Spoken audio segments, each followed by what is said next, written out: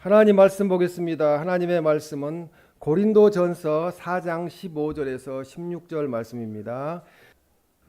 그리스도 안에서 1만 스승이 있으되 아버지는 많지 아니하니 그리스도 예수 안에서 내가 복음으로써 너희를 낳았음이라.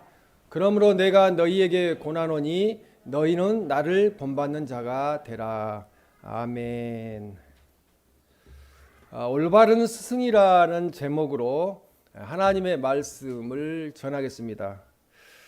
1차 대전 후에 영국의 처칠이라는 사람 우리가 잘 알잖아요. 이 처칠은 대독일에 대해서 이제 강경책을 인정받아서 연립내강의 이제 수장이 되어서 수상으로 그렇게 취임하게 되었습니다. 그는 이 처칠은 전쟁을 승리로 이끌어냄으로써 영국 국민에게 영웅으로 그렇게 부상하게 되었습니다.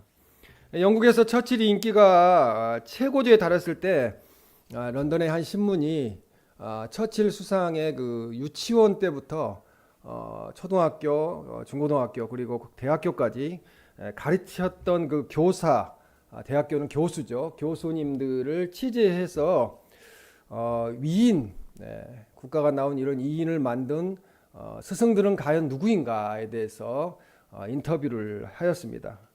그래서 이제 그 기사를 이제 신문에 보도를 하게 되어서 화제를 사람들에게 그렇게 불러일으키게 되었습니다. 이 기사를 본 처칠 수상은 신문사에 다음과 같은 편지를 보냈다고 합니다. 기 신문사의 조사에서 가장 중요한 스승 한 분이 빠졌습니다. 그 스승은 바로 나의 어머님이십니다 라고 이야기했다는 겁니다. 어머니의 사랑은 헌신이고 그 다음에 희생입니다. 그리고 어머니는 뱃속에서부터 우리에게 가장 안전한 안식처이자 피난처가 되어 주셨습니다. 이 때문에 자녀들은 어머니를 사랑하는 것입니다. 부모님은 나에게 사랑을 가르쳐 주시는 인생의 스승님이십니다. 에베소 6장 1절 말씀에 보면은 자녀들아 주 안에서 너희 부모에게 순종하라 이것이 옳으니라. 2절에 내 아버지와 어머니를 공경하라 이것은 약속이 있는 첫 계명이니 이렇게 말씀합니다. 주 안에서 부모에게 순종하라고 말씀합니다. 부모님에게 순종할 때 주님께 순종하는 범위 내에서 순종하라는 거죠. 안 믿는 부모님이 계시다면 오늘은 교회 가지 말아라, 교회 다니지 말아라 그런 것은 순종할 필요가 없다는 거죠. 하나님 말씀 안에서 순종하라고 그렇게 말씀합니다. 이 부모님에 대한 자녀의 순종은 동서고금을 막론하고 인륜으로 받아들여집니다. 그래서 더 나아가 예수님께 충성과 부모에 대해 순종하는 것은 그리스도인이라면은 그리스도인 자녀들이라면 마땅한 일이라는 거죠. 그렇게 해야 된다고 말씀합니다. 또 에베소 6장 2절 말씀에 내 아버지와 어머니를 공경하라고 그렇게 말씀을 합니다. 출애굽기 20장 12절 말씀에 보면은 내 부모를 공경하라. 그리고 신명기 5장 16절에도 내 부모를 공경하라 이렇게 말씀합니다. 이게 이 10계명에 해당이 되겠는데요. 10계명 중에 제5계명이 내 부모를 공경하라고 그렇게 말씀을 합니다. 이 1계명부터 4계명까지는 하나님과 우리 사람들 사이에 지켜야 될 계명이고 5계명부터 10계명까지는 사람과 사람 사이에서 관계에서 지켜야 될 계명인데 이 첫 계명, 인간과 인간 사이에서 지켜야 될 첫 계명이 내 부모를 공경하라고 그렇게 말씀하고요. 부모를 공경하면은 이 땅에서 생명이 길고 복을 누리라고 그렇게 말씀하고 있습니다. 하나님은 우리의 부모님을 통해서 사랑을 나누어 주시고 우리 부모님의 모습을 통해서 하나님의 모습을 일부분 보여주십니다. 부모님이 자녀들을 사랑하듯이 예수님은 우리들을 지금도 사랑하고 계십니다. 예수님은 우리를 위해 십자가에서 희생하셨습니다. 그리고 우리를 하나님의 자녀로 삼아주셨고 또 우리를 예수님의 제자로 하나님의 아들 딸로 삼아 주셨습니다. 성경 말씀에는 예수님의 제자들을 가르치신 말씀들이 많이 나와 있습니다. 그리고 당시 예수님을 대적하던 사람들마저도 예수님을 스승으로 그렇게 지칭을 했습니다. 마태복음 12장 38절에 보면 선생님이여라고 서기관과 바리새인들이 그렇게 불렀습니다. 그때 서기관과 바리새인들은 자기들이 선생 역할을 했어요. 그랬는데 예수님에게 선생님이여라고 불렀습니다. 우리들의 그 올바른 스승이신 예수님께서는 마태복음 19장 19절에 이렇게 말씀합니다. 내 부모를 공경하라. 그렇게 가르치셨습니다. 요한복음 19장 27절 말씀에도 보면은 보라 내 어머니라 하신데 그때부터 그 제자가 자기 집에 모시니라 이렇게 말씀합니다. 십자가 위에서 돌아가시기 전까지 어머님을 신경 쓰면서 어머님을 내 어머니라고 제자에게 이야기하면서 모시라고 이야기했습니다. 여기서 이 예수님이 사랑하는 제자라고 표현하시는 제자, 내는 그 사도 요한을 지칭합니다. 예수님이 그렇게까지 사도 요한에게 마지막까지 어머님을 부탁을 했습니다.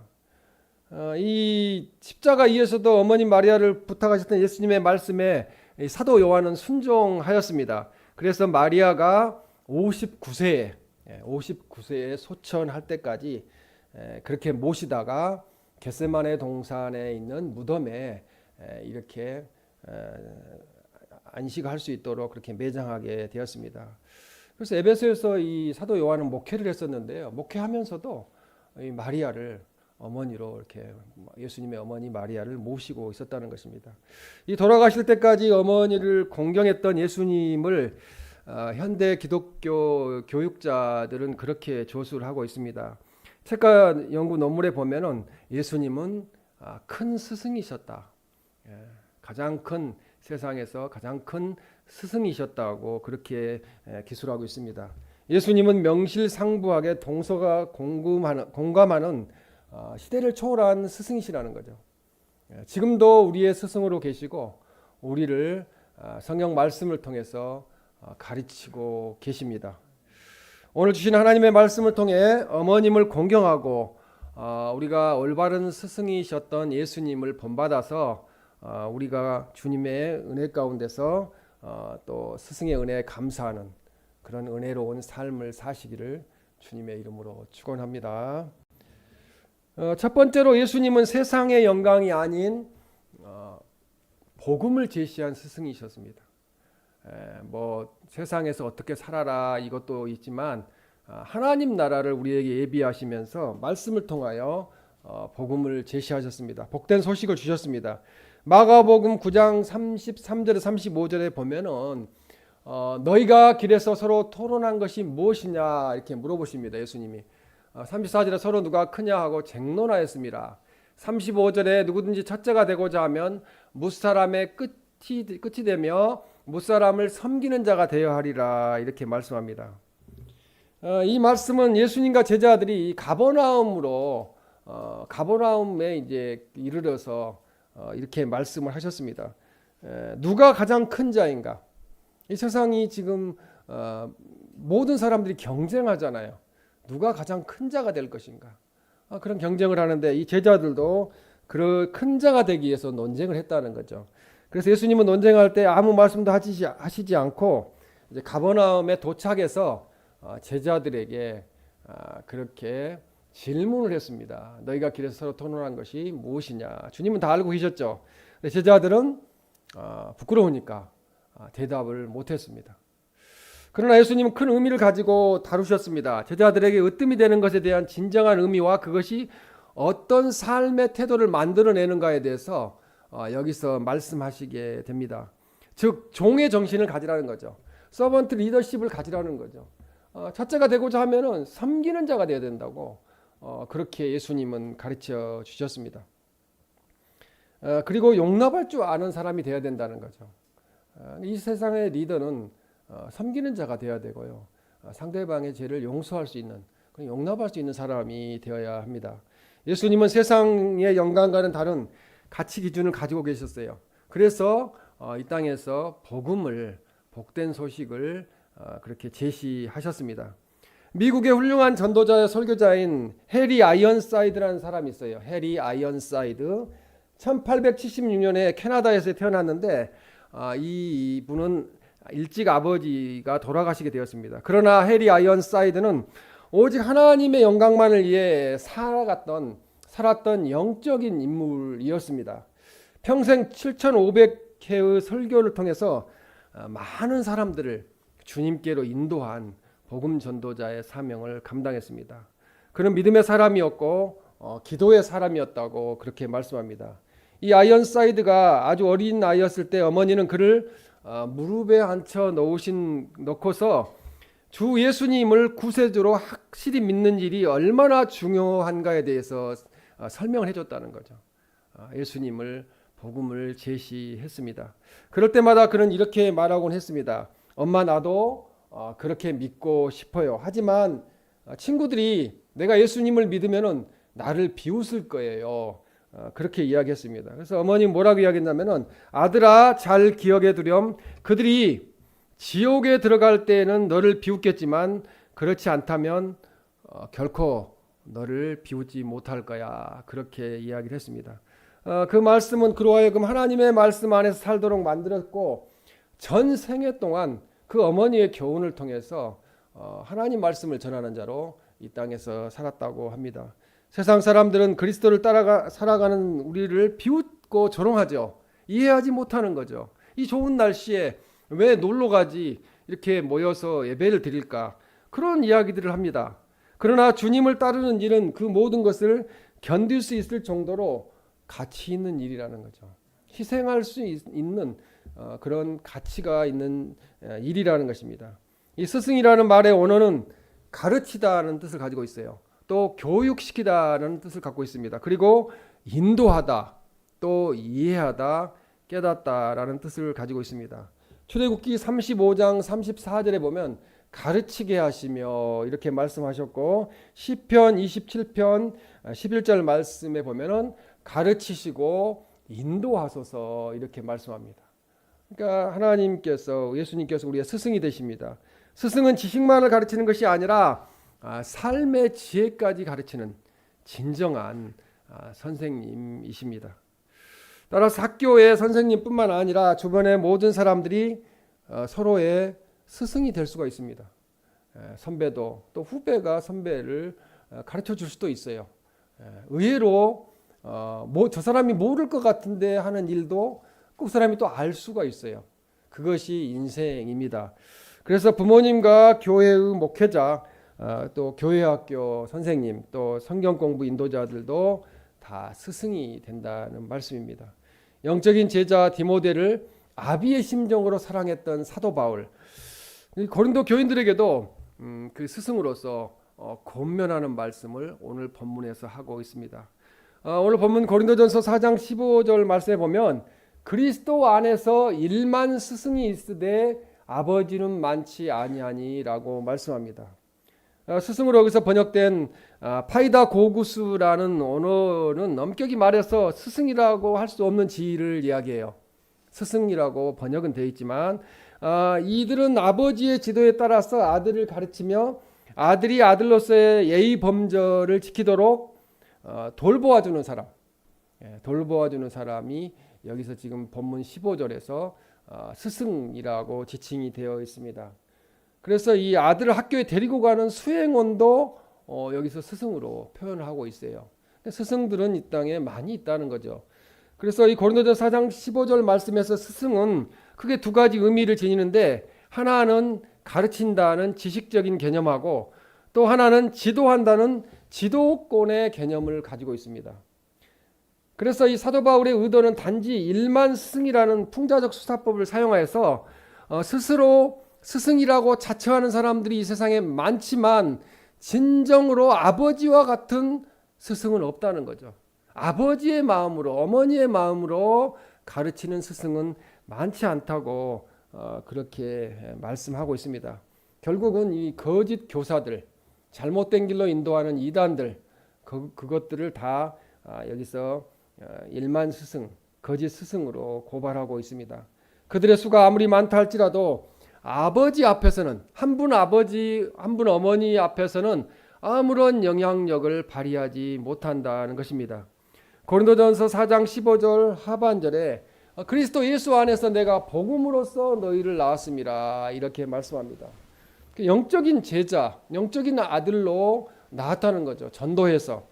그래서 사도 바울은 자신이 복음을 전파하여 개종하게 된 많은 이방인들에게 영적인 아버지로서의 권리를 주장하고 있습니다. 바울은 그들이 잘못된 길로 나아갈 때마다 그들을 향한 지난날의 해산의 고통, 전도하면서 힘들게 전도했던 그 고통을 상기시키면서 돌아올 것을, 다시 돌아오라고, 하나님께 돌아오라고 강청하고 있습니다. 바울은 모든 복음 지도자들에게 아버지라는 칭호를 사용하지는 않았습니다. 그는 단지 자신에게만 이 칭호를 사용함으로써 다른 지도자들, 다른 선생님들과 다르다는 것을 보여주었습니다. 이것은 단순히 고린도 교회 설립자인 자신의 이치와 권리를 내세우는 것이 아니라 본능적인 사랑을 발휘하는 말입니다. 그만큼 사랑했다는 것입니다. 아버지의 심정으로 복음 전도를 했고 아버지의 심정으로 교인들을 양육했다고 그렇게 말씀하고 있습니다. 그래서 이 그들에 대한 자신의 그 책망 및 권면이 진실된 것이라는 거죠. 자녀들이 잘 되는 걸 바라서 하는 이야기라는 것입니다. 부성애적인 사랑, 아버지 사랑에 기인된 것임을 보여주기 위해서 이 말씀을 하고 있습니다. 그리고 다른 복음 지도자들보다 자신과 교인들과의 관계를 보다 친숙한 관계로 그렇게 묘사하고 있습니다. 특별히 주목할 것은 바울은 자신이 그들을 전도했음에도 불구하고 고린도전서 4장 15절에 그리스도 예수 안에서 내가 복음으로써 라는 말씀을 사용합니다. 왜냐하면 여기서 아버지란 그리스도 예수님으로 말미암은 복음의 사람들을 그러니까 회심시키는, 계속해서 양육하는 영적인 아버지를 말씀하기 때문에 그렇습니다. 사도 바울이 수고는 했지만 진정 우리를 지금도 가르치시고 인도하시는 분은 예수님 그리스도이기 때문에 그렇습니다. 우리는 당시에 고린도 교회에서 아버지의 심정으로 교인들을 권면하며 훈계하고 의로 양육한 자들보다는 지도자라는 직책만을 가지고 있으면서 명예만, 감투만 쓰고 누리는 그런 사람들이 많았음을 알 수 있습니다. 그런 사람들을 일만 스승이라고 그렇게 표현하고 있습니다. 그러나 사도 바울은 직접 고린도 교회를 설립하고 그 교인들을 위하여 계속 기도와 또 말씀으로 양육을 했습니다. 그래서 진정한 스승, 진정한 영적 아버지는 사도 바울임을 말씀하고 있습니다. 그러므로 그는 그들이 어그러진 길로 나아가고 있다는 소식을 듣고 심한 책망을 하게 됩니다. 지금은 그렇지 못해요. 잘못된 길을 가고 있는 걸 알면서도 심하게 강하게 강권할 수가 없어요. 오해하기 때문에 그렇습니다. 부모는 세상에서 자녀와 첫 만남을 갖는 스승입니다. 자녀들이 첫사랑인 거죠, 부모님이. 그래서 부모님이 자녀들에게 그 무엇보다도 세상에 그 올바른 가치관을 심어주고 먼저 신앙 교육을 제대로 시켜서 그리스도인답게 살 수 있도록 그렇게 교육을 해야 됩니다. 예배에 솔선수범하고 성경 말씀을 또한 가르쳐야 되고 하나님의 말씀대로 살 수 있도록 인도해야 되는 것이 부모의 역할입니다. 그리고 자녀를 위해서 기도해야 됩니다. 항상 깨어 있어서 자녀를 위해서 기도하는 그런 부모가 되어야 되고 또 자녀는 부모님을 사랑하고 스승님으로 따르는 그런 역할을 잘 해야 될 줄로 믿습니다. 두 번째로 예수님은 용기와 희망을 주신 스승님입니다. 그래서 이 선천적으로 병약했던 아이가 있었습니다. 이 아이는 뼈와 관절에 심한 질환으로 언제나 이 고통스러운 생활을 했습니다. 아이들과 어울릴 때도 적응하지 못해 늘 소외됐습니다. 이런 아이에게 큰 힘이 되었던 것은 아버지의 교훈의 격려였습니다. 그 아버지는 너의 상처를 찬란한 별로 만들라고 그렇게 격려해 주었고 꿈과 희망을 심어 주었습니다. 이 아이는 후에 영국 외과학회 회장이 되었고 국제예과학회 회장을 지내는 훌륭한 의사가 되었는데 그는 1986년 100살의 나이로 작고했는데 현대 성형수술의 창시자인 해리 플래트 경이라는 사람입니다. 그래서 사랑이 담긴 따뜻한 말 한마디의 격려는 사람의 인생을 바꿔놓을 수 있다는 거죠. 지금 우리 자녀들이 조금 이렇게 부족하더라도 어려움이 있다 할지라도 자꾸 위로하고 격려하면은 그 자녀들이 올바른 사람으로 성장한다는 것입니다. 요한복음 8장 3절, 7절, 11절 말씀에 보면 이 음행 중에 잡힌 여자를 끌고 와서 이제 가운데 세우고 이르시되 너희 중에 죄 없는 자가 먼저 돌로 치라고 예수님이 말씀합니다. 나도 너희를 정죄하지 아니하노니 가서 다시는 죄를 범하지 말라고 그렇게 말씀합니다. 사람들은 이 가늠하다 현장에 잡힌 여인을 데려다가 돌로 쳐서 죽이려고 했습니다. 이 상황에서 힘든 상황에서 예수님은 너희 중에 죄 없는 자가 먼저 돌로 치라고 이렇게 말씀하셨습니다. 정죄하지 않았다는 거죠. 예수님은 정죄하지 않았고 다시는 죄를 범하지 말라고 그렇게 말씀했습니다. 우리 자녀들이 살다 보면은 잘못하는 경우가 있어요. 아직 어리기 때문에. 그랬을 때 예수님이 스승님으로 가르치셨던 것처럼 자녀들을 정죄하지 말고 올바른 길로 인도하는 그런 우리가 되어야 될 줄로 믿습니다. 내 주변에 여러 인간관계가 있습니다. 특히 함께 사는 가족 간에 필요한 것은 간섭과 통제가 아니라는 거죠. 저도 자녀를 키우지만 조금만 이렇게 간섭하면은 싫어해요. 다 싫어해요. 통제도 싫어합니다. 스스로 선택하고 추구하는 삶의 모습을 정서적으로 지원하고 격려해주는 그런 너그러움과 따뜻함으로 가르쳐야 된다고 말씀합니다.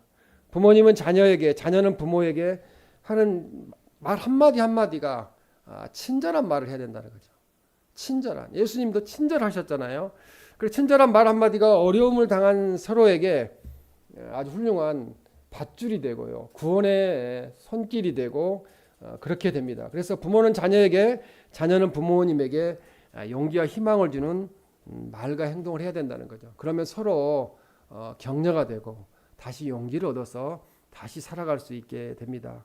어릴 적 부모님의 따스한 말 한마디, 선생님의 신뢰 어린 격려 한마디로 인생의 목표가 달라지는 것을 우리는 느끼게 됩니다.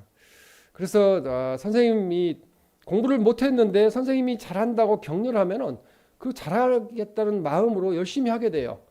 부모님도 마찬가지예요. 격려가 필요합니다. 그래서 바울은 어린 디모데에게 격려를 아끼지 않았다는 거죠. 스승으로서. 그래서 바울의 애정어린 격려가 있었기에 디모데는 훌륭한 목회자로서 목회를 잘 감당할 수가 있었습니다. 연약한 지체를 비판하기보다는 격려해주고 세워준다면 그 사람은 분명 큰 스승으로 대접받게 될 것입니다. 사람을 변화시키려면 비록 작고 사소한 일일지라도 격려의 말을 해야 됩니다. 칭찬의 말을 해야 됩니다. 그래서 우리의 생활이 항상 격려의 생활이 될 때 많은 사람들에게 훌륭한 스승의 역할을 감당할 수가 있게 됩니다. 자녀들은 부모님을 존경하고 사랑하며 부모님은 예수님과 같은 스승이 되어서 자녀들을 하나님의 말씀으로 가르치고 격려하고 용기를 북돋아 주므로 가정이 행복한 가정이 되시기를 주님의 이름으로 축원합니다. 세 번째로 예수님은 관심과 배려가 많았던 스승이십니다. 누가복음 10장 29절에 37절에 보면 선한 사마리아인의 이야기가 나옵니다. 근데 예수님은 그 사람이 자기를 옳게 보이려고 예수께 여짜오되 그러면 내 이웃이 누구니까? 라고 예수님께 질문합니다. 예수님께 대답하 이르시되 어떤 사람이 예루살렘에서 여리고로 내려가다가 강도를 만남에 마침 한 제사장이 지나갔고요. 또 한 레인이 지나갔는데 그냥 모른 채 하고 지나갔어요. 근데 33절에 어떤 사마리아 사람은 여행하는 중 거기에 이르러 그를 불쌍히 여겨라고 말씀합니다. 그러면 34절에 가까이 가서 기름과 포도주를 그 상처에 붓고 싸매고 자기 짐승에 태워 주막으로 데리고 가서 돌보아 주니라. 그리고 이 사람을 돌보아 주라. 비용이 더 들면 내가 돌아올 때 갚으리라까지 이야기하면서 돌보아 달라고 이야기합니다. 예수님은 내 생각에는 이 세 사람 중에 누가 강도 만난 자의 이웃이 되겠느냐 이렇게 말하니까 이르되 자비를 베푼 자니이다. 예수께서 이르시되 가서 너도 이와 같이 자비를 베풀라고 말씀을 하셨습니다. 선한 사마리아인 같이 살라는 거죠. 긍휼히 여기는 마음이 있어야 돼요. 우리가 부모님을 볼 때 긍휼히 여기는 마음, 또 부모님이 우리 자녀들을 볼 때 긍휼히 여기는 마음이 있어야 돼요. 불쌍히 여기는 마음이 있어야 됩니다. 우리들에게 참된 이웃이란 그 대상을 가리지 않고 자신을 희생해 가면서까지 도울 수 있는 사랑을 지닌 자라고 자가 되라고 성경은 또 예수님은 우리에게 가르치고 계십니다. 사랑은 배려하는 마음에서 생깁니다. 배려는 부모님을, 자녀를 생각하는 마음이고 많은 관심을 가지는 것이고 조건 없이 사랑하는 것이 상대방을 배려하는 그런 사랑입니다. 우리가 자녀들에게 가르쳐야 할 내용의 기준은 가정의 문화와 부모의 가치관, 자녀들의 성격에 따라서 다를 수 있다는 거죠. 다른 생각을 할 수가 있다는 거죠. 그렇게 그 여건, 환경을 보면서 배려하면서 가르쳐야 되고요. 누구에게나 가르쳐야 할 덕목은 배려하는 거, 상대방 입장에서 역지사지라고 그러죠. 상대방 입장에서 생각하는 거, 그리고 상대방 입장에서 사랑하는 거, 그것이 필요하다는 것입니다. 예수님께서도 가르치는 일에 많은 노력을 하셨지만 제자들에게 이렇게 말씀하셨습니다. 마태복음 28장 20절에 가르쳐 지키게 하라. 너희와 항상 함께 있으리라. 이렇게 말씀하셨어요. 가르쳐 지키게 하라는 거죠. 지상명령으로 주셨습니다. 근데 가르칠 때 권유형으로 가르쳐야 돼요.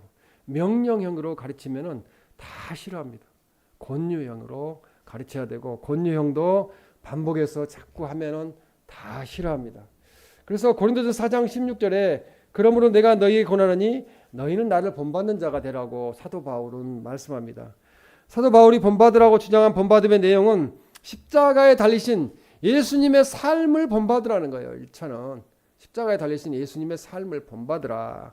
사도 바울은 그리스도의 생애에 대하여 잘 알지 못하는 이방인들에게 직접 그리스도를 본받으라고 말하는 것보다는 더 큰 효과를 거두기 위해서 본인을, 사도 바울 자신을 본받으라고 그렇게 표현을 했습니다. 그러나 설령 바울이 자신의 삶을 본받으라고 직설적으로 표현했다면 바울이 본을 보인 사랑과 실천을 본받으라는 거죠. 예수님 때문에 본을 보인 사랑과 실천, 그리고 사도 바울의 겸손과 고난에 동참하라는 뜻도 가지고 있습니다. 그리고 지적 교만과 불순한 태도를 버리고 신앙인답게 화합하라는 거죠. 신앙인답게 살라는 뜻도 가지고 있습니다. 그리고 결론적으로 그리스도를 본받는 것이 본받으라고 그렇게 말씀하는 겁니다. 모든 사람은 아까도 말씀드렸지만 서로에게 스승이 될 수가 있습니다. 남편은 아내에게, 아내는 남편에게 스승이 될 수가 있습니다. 내가 모든 걸 알고 있다는 것은 착각입니다.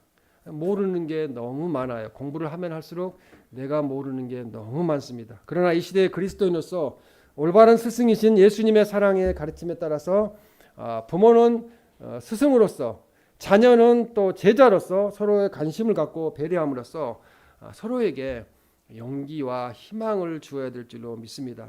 사회의 모든 사람들에게도 우리 가정이, 그리스도인 가정이 올바로 서면은 빛과 소금의 역할을 감당할 수가 있습니다. 그렇게 하면은 하나님 영광을 드러내게 되고 우리 가정은 행복한 가정이 될 줄로 믿습니다. 이런 행복한 가정을 이루시는 우리 모두가 되시기를 주님의 이름으로 축원합니다.